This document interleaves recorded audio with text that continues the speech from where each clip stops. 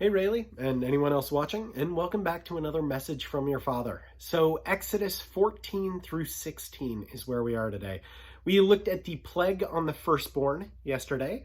We saw the Passover restrictions, and we also saw the pillars of cloud and fire. Today we're going to see more action from those pillars. We're going to see the parting of the sea, the song of Moses and Miriam, I think, and then also Manna and Quail. So not a small day for the Israelites. Not that those happened on the same day, but not a small ordeal. These are life-changing events that this generation is going to see, and that is incredibly important for multiple reasons. But just remember that this stuff sets precedent before all the terrible stuff that the Israelites do later on. Spoiler alert. So once again, 14 through 16 today. So chapter 14. Then the Lord said to Moses, "Tell the Israelites to turn back and encamp near Pi-hahiroth, between Migdol and the sea. There to encamp by the sea, directly opposite Baal-zephon. Pharaoh will think the Israelites are wandering around by the land in confusion, hemmed in by the desert. And I will harden Pharaoh's heart, and he will pursue them. But I will gain glory for myself through Pharaoh and all his army, and the Egyptians will know that I am the Lord." So the Israelites did this. When the king of Egypt was told that the people had fled, Pharaoh and his officials changed their minds about them and said, "What have we done? We have let the Israelites go and have lost their services." So he had his chariot made ready and took his army with him. He took 600 of the best chariots, along with the other chariots of Egypt, with officers over all of them. The Lord hardened the heart of Pharaoh, king of Egypt, so that he pursued the Israelites, who were marching out boldly. The Egyptians, all Pharaoh's horses and chariots, horsemen and troops, pursued the Israelites and overtook them as they camped by the sea near Pi-hahiroth, near Baal-zephon. As Pharaoh approached, the Israelites looked up, and there were the Egyptians, marching after them. They were terrified and cried out to the Lord. They said to Moses, "Was it because there were no graves in Egypt that you brought us to the desert to die? What have you done to us by bringing us out of Egypt? Didn't we say to you in Egypt, 'Leave us alone. Let us serve the Egyptians'? It would have been better for us to serve the Egyptians than to die in the desert." Moses answered the people, "Do not be afraid. Stand firm, and you will see the deliverance the Lord will bring you today. The Egyptians you see today, you will never see again. The Lord will fight for you. You need only to be still." Then the Lord said to Moses, "Why are you crying out to me? Tell the Israelites to move on. Raise your staff and stretch out your hand over the sea to divide the water so that the Israelites can go through the sea on dry ground. I will harden the hearts of the Egyptians so that they will go in after them, and I will gain glory through Pharaoh and all his army, through his chariots and his horsemen. The Egyptians will know that I am the Lord when I gain glory through Pharaoh, his chariots, and his horsemen."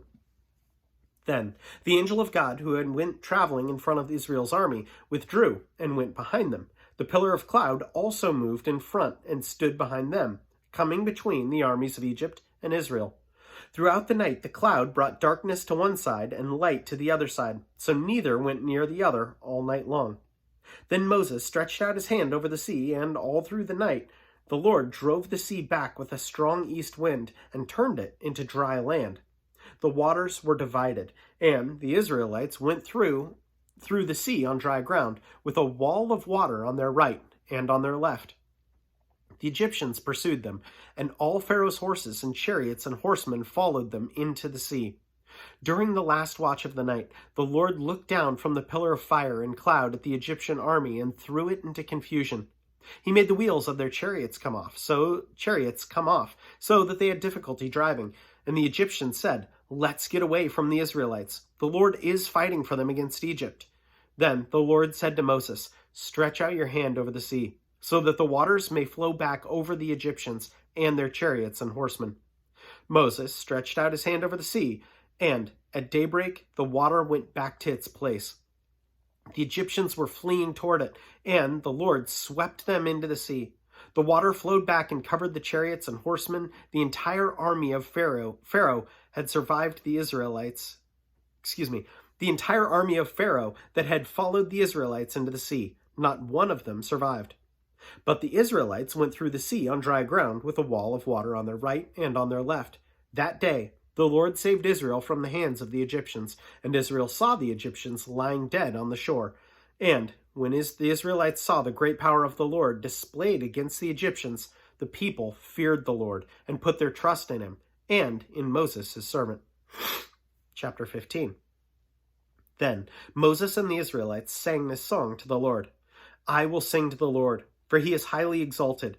The horse and its rider he has hurled into the sea. The Lord is my strength and my song. He has become my salvation. He is my God, and I will praise him. My father's God, and I will exalt him. The Lord is a warrior. The Lord is his name. Pharaoh's chariots and his army he has hurled into the sea. The best of Pharaoh's officers are drowned in the Red Sea. The deep waters have covered them. They sank to the depths like a stone. Your right hand, O Lord, was majestic in power. Your right hand, O Lord, shattered the enemy. In the greatest of your majesty, you threw down those who opposed you. You unleashed your burning anger. It consumed them like stubble. By the blast of your nostrils, the water piled up. The surging seas stood firm like a wall. The deep waters congealed in the heart of the sea. The enemy boasted, I will pursue, I will overtake them. I will divide the spoils. I will gorge myself on them. I will draw my sword, and my hand will destroy them. But you blew with your breath, and the sea covered them. They sank like lead in the mighty waters. Who among the gods is like you, O Lord? Who is like you, majestic in holiness, awesome in glory, working wonders? You stretched out your right hand, and the earth swallowed them. In your unfailing love, you will lead the people you have redeemed. In your strength, you will guide them to your holy dwelling. The nations will hear and tremble. Anguish will grip the people of Philistia. The chiefs of Edom will be terrified. The leaders of Moab will be seized with trembling. The people of Canaan will melt away. Terror and dread will fall upon them. By the power of your arm, they will be as still as a stone, until your people pass by, O Lord, until the people you brought pass by. You bought pass by. You will bring them in and plant them on the mountain of your inheritance, the place, O Lord, you made for your dwelling, the sanctuary, O Lord, your hands established. The Lord will reign forever and ever. When Pharaoh's horses, chariots, and horsemen went into the sea, the Lord brought the waters of the sea back over them, but the Israelites walked through the sea on dry ground. Then Miriam, the prophetess, Aaron's sister, took a tambourine in her hand, and all the women followed her, with tambourines and dancing. Miriam sang to them, Sing to the Lord, for he is highly exalted. The horse and its rider he has hurled into the sea. Then Moses led Israel from the Red Sea, and they went into the desert of Shur. For 3 days they traveled in the desert without finding water. When they came to Marah, they could not drink its water because it was bitter. That is why the place is called Marah. So the people grumbled against Moses, saying, What are we to drink? Then Moses cried out to the Lord, and the Lord showed him a piece of wood. He threw it into the water, and the water became sweet. There the Lord made a decree and a law for them, and there he tested them. He said, If you listen carefully to the voice of the Lord your God, and do what is right in his eyes, if you pay attention to his commands and keep all his decrees, I will not bring on you any of the diseases that I brought on the Egyptians, for I am the Lord who heals you. Then they came to Elim, where there were 12 springs and 70 palm trees, and they camped there near the water. And chapter 16. The whole Israelite community set out from Elim and came to the desert of Sin, which is between Elim and Sinai, on the 15th day of the 2nd month, after they had come out of Egypt. In the desert, the whole community grumbled against Moses and Aaron. The Israelites said to them, If only we had died by the Lord's hand in Egypt.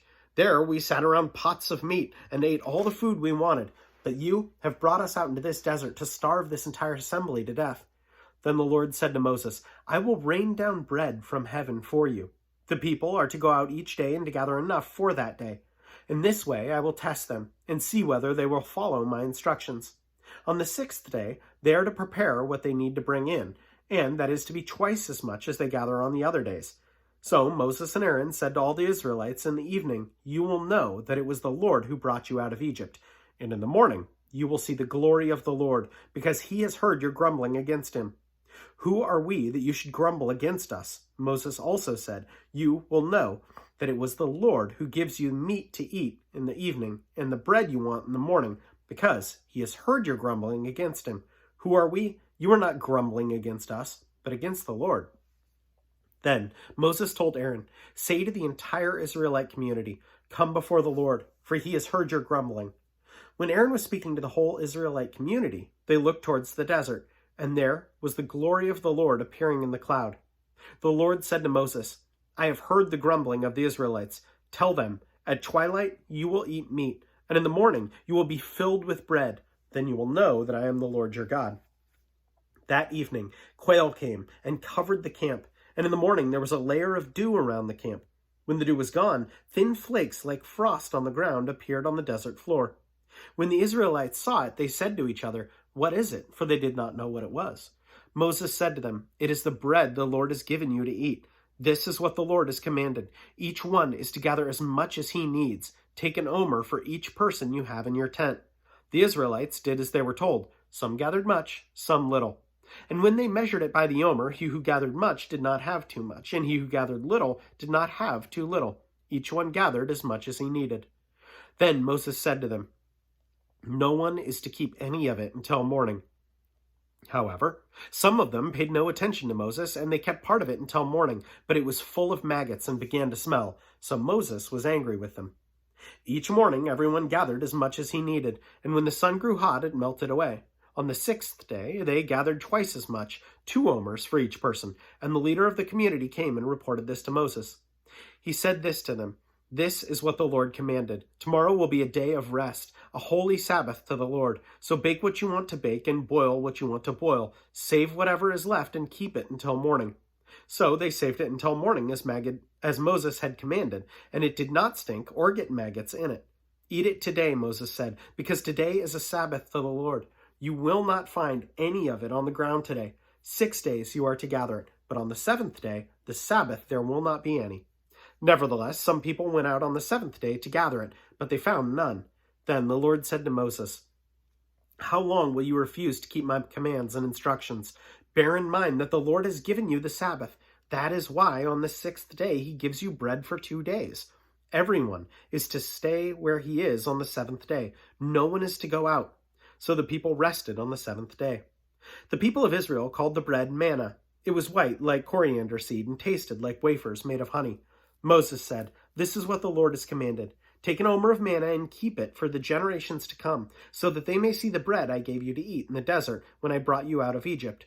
So Moses said to Aaron, "Take a jar and put an omer of manna in it. Then place it before the Lord to be kept for generations to come."